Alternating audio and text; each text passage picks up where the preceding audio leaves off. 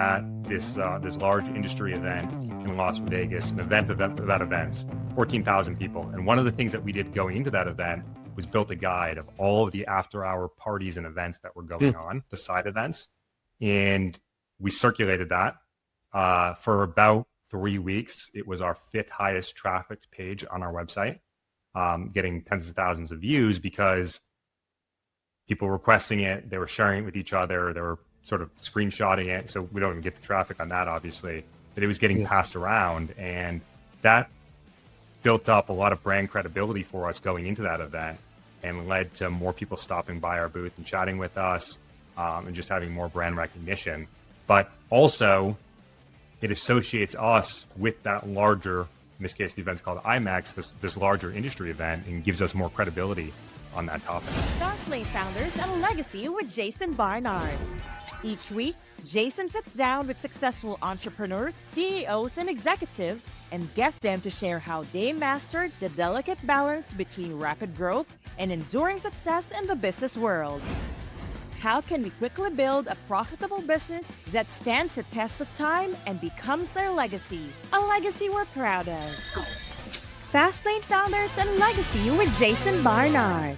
Hi, everybody, and welcome to another Fastlane Founders and Legacy. Today, I'm with Jonathan Kazarian. I think that's correct.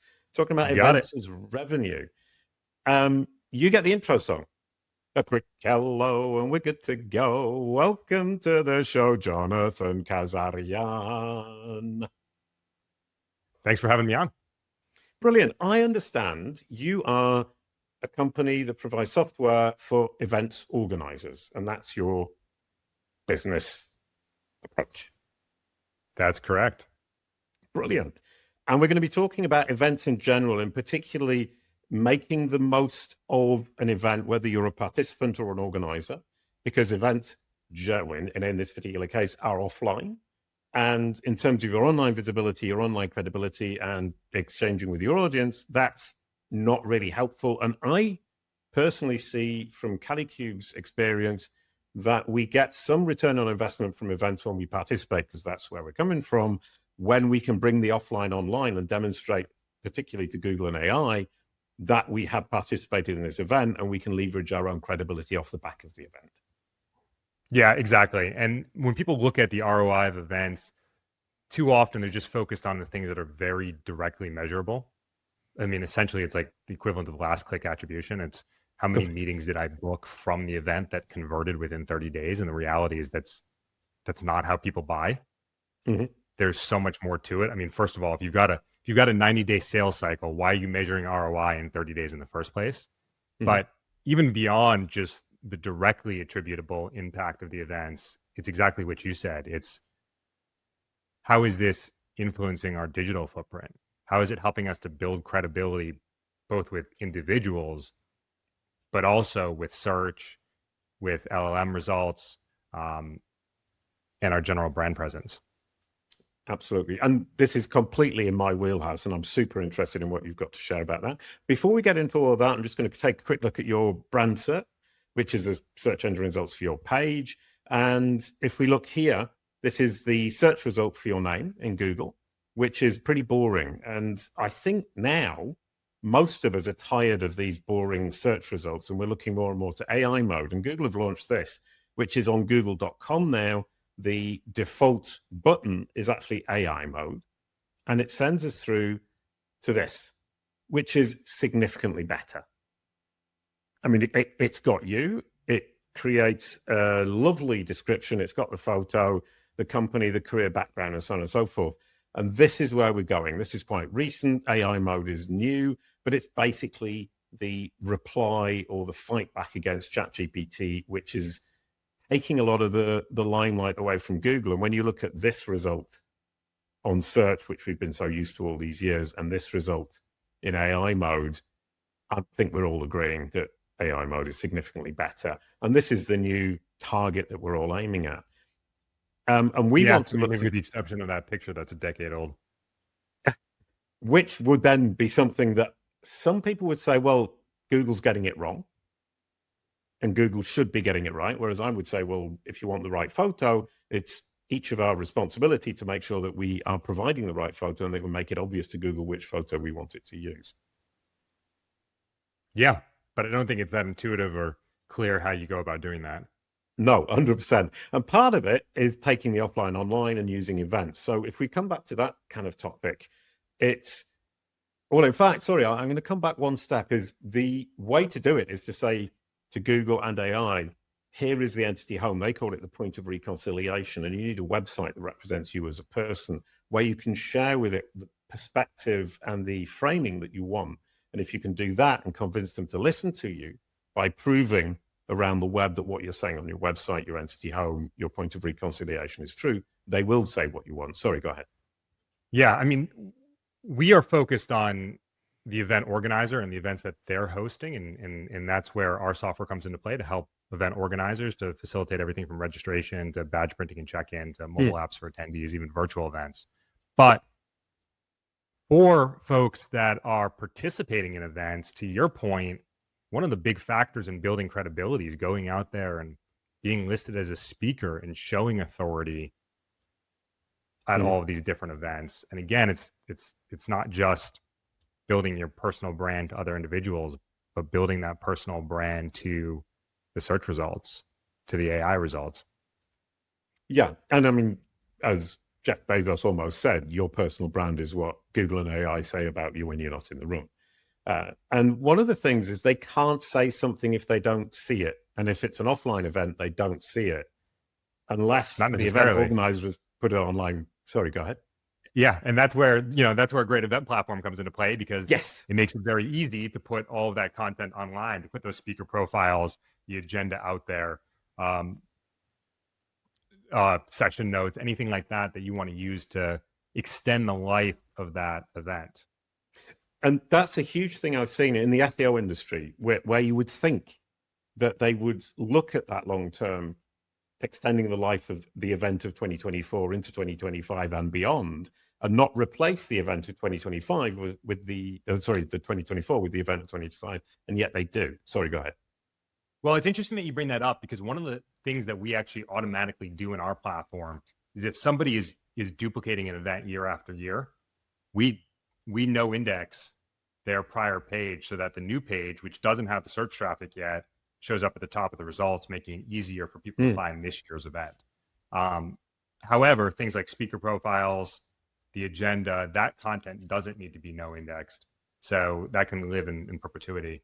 But I think to your point, event marketers generally aren't measured or expected to be thinking about the event from the long-term SEO or AEO or brand building side of things, right? They're measured on almost the equivalent of like direct response from the event.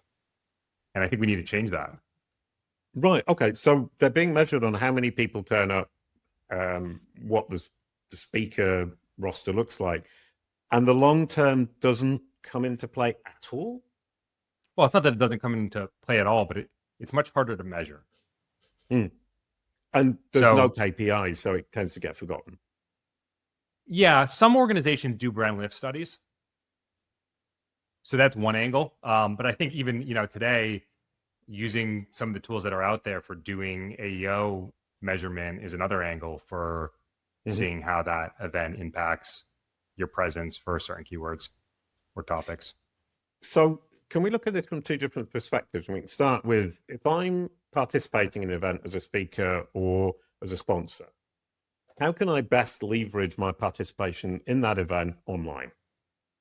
Yeah, I mean, the first thing is doing everything you can through the event platform to build out your digital presence, right? I mean, that is almost like a backlink.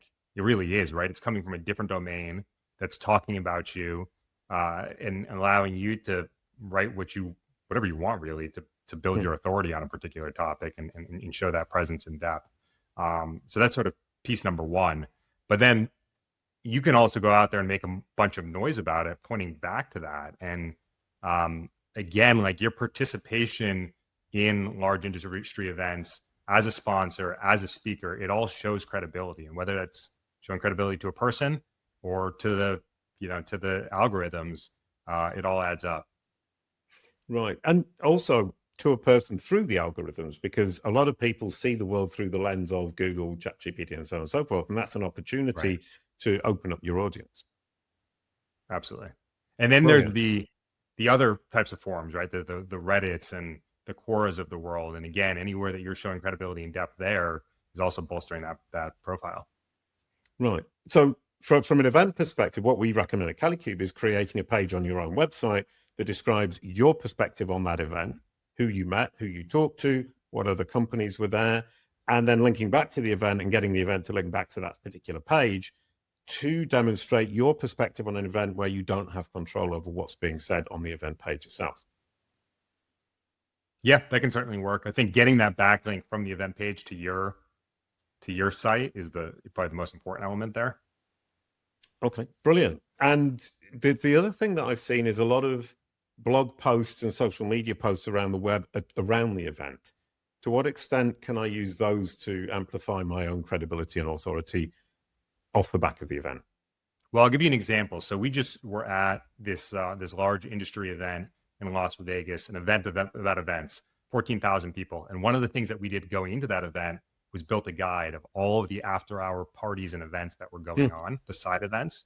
And we circulated that for about 3 weeks. It was our 5th highest trafficked page on our website, getting tens of thousands of views because people were requesting it. They were sharing it with each other. They were sort of screenshotting it. So we don't even get the traffic on that, obviously, but it was getting passed around. And that built up a lot of brand credibility for us going into that event and led to more people stopping by our booth and chatting with us and just having more brand recognition. But also it associates us with that larger, in this case, the event's called IMAX, this larger industry event, and gives us more credibility on that topic. Right. And to what extent are you aiming at people, and to what extent are you aiming at machines with your strategies? That's a good question. I'd say like 90-10 people. I think the machines are always trying to get closer to serving what people want, or else they'll fail. And if we're not delivering stuff that people want, then I think it's just noise. Yeah. I mean, the idea that the machines are trying to emulate human behavior. So they're looking at what humans do and then emulating it in order to serve the human audience better. So your advice would be, let's focus on the human beings and hope that the algorithms will follow? Yeah. I mean, we know that time on page is one of the big factors, right? So if we build content that's useful and helpful to people, then I think that they will emulate that. And next on to the event organizer. I mean, there must be a huge opportunity to build the credibility of the event year after year after year, especially, when it's an ongoing event. And the idea that a previous event doesn't have legs in terms of time, I think, and you'll probably agree, is that the fact that it's ongoing is very strong. Oh, absolutely it is. Are you referencing what I was talking about before with no indexing the past pages? Yeah.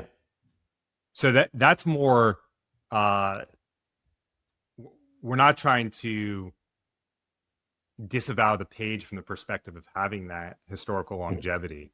It's more that we want to make it as easy as possible for somebody who's looking for that event, right? Nobody who's looking to go to an event types the URL into their browser because nobody knows what the URL of an event is. They just go to Google and they say, hey, I want to attend reInvent 2025 or something like that. So the first result needs to be that year's event where they can register from that particular event. Or if they want to search for where's reInvent this year, right? Or where's HubSpot inbound this year.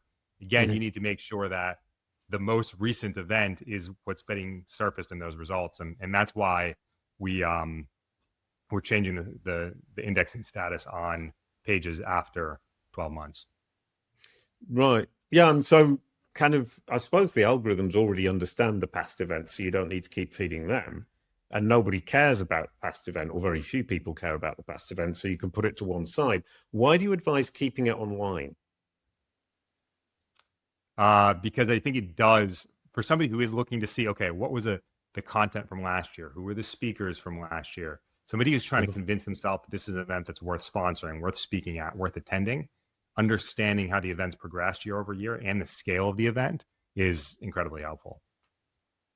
And okay, and so the outdated event tech can hurt attendance. I mean, that seems to me surprising. And I suppose we're kind of on that topic is how does my online presence for my previous events hurt my current attendance?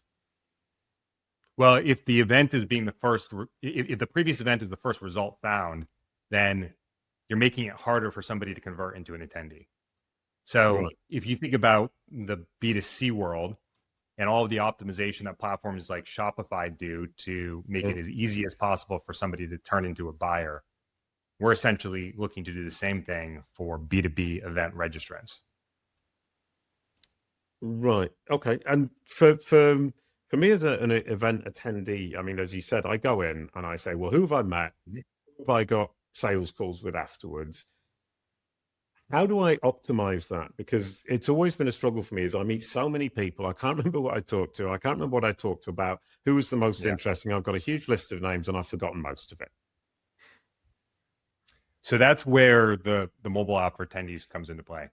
So for the event organizers that are using our platform, we're making it very easy for the organizers to give the attendees a tool where they can connect with other attendees. They can see attendees they've connected with at past events. They can see all of their notes, when, where they met that person, get a summary of the follow-up to make it very easy for them to continue that conversation post-event. And the same is true for exhibitors. So for a lot of these event organizers, their revenue more often comes from sponsorship and exhibitors than it does from the actual ticket sales. So you need to make sure that those sponsors and exhibitors are getting the ROI on their investment. I mean, we talked earlier about some of the events that you participated in and maybe not feeling like you got all of the ROI from those events. Well, that could partially be the tools that you had at your disposal to make sure that you are connecting and following up with attendees. Well, one of the things I noticed is, number one, there are multiple platforms, and I ended up downloading multiple applications to be able to connect with all the people. And the other is most, and a lot of attendees and even exhibitors don't fill in all the data. So you just get the empty image, so you don't know who the person is. So a couple of things there. And I promise I didn't see this question. That's one of the issues that comes out of using multiple platforms. There's multiple places where people have to fill in information, multiple profiles.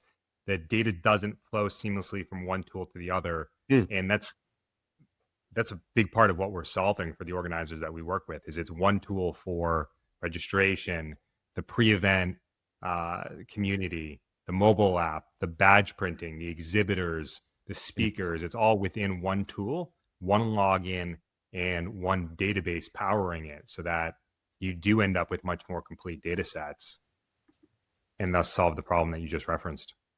Yeah, I mean, for me, that's a huge problem. And it happens on pretty much every event. I've very rarely been to an event where I didn't end up with either multiple applications or an application plus a website, and you had to keep switching between the two. And it's hugely frustrating.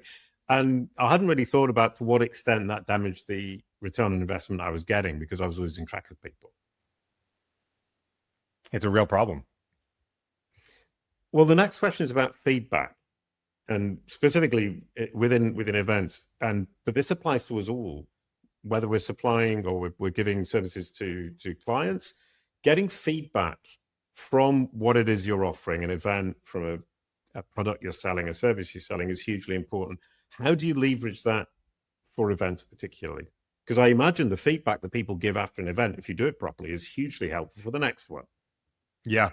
So at Accelevents, within the product, we have numerous areas for setting up surveys, post-session surveys, post-event surveys for the exhibitors as well, so that the organizer can capture all of that information. So that's on the event organizer side. But as a product company, there's a number of ways that we're working. So we have a customer advisory board that we meet with quarterly.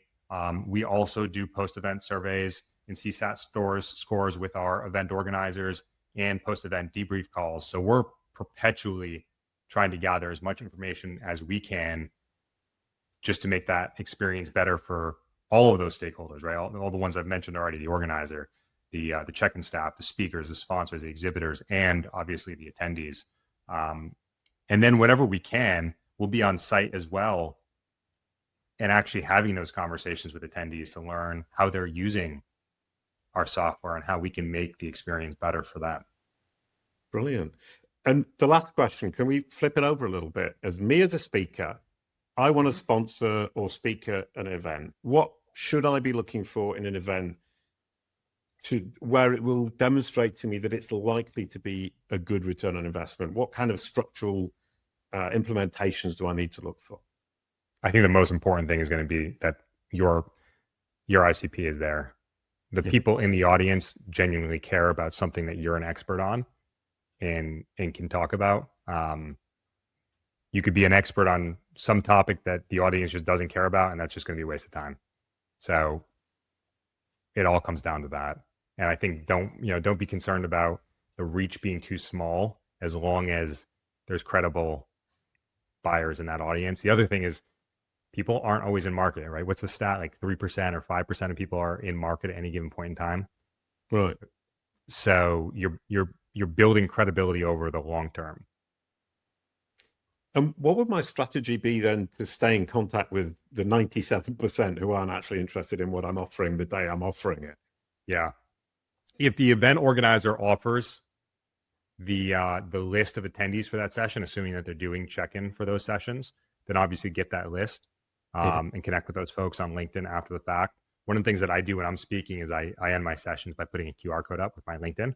I'm pretty active on LinkedIn. I try to post at least 3 times a week. So you're just staying top of mind in people's feed and continuing to share learnings and keep them up to date with what's going on in the industry. Okay. Well, next time I'm looking to speak at a conference or looking to sponsor a conference, I'll be looking at, is my ICP there? Doesn't matter how small the audience is, as long as the right people are there. Only 3% are likely to buy at the time.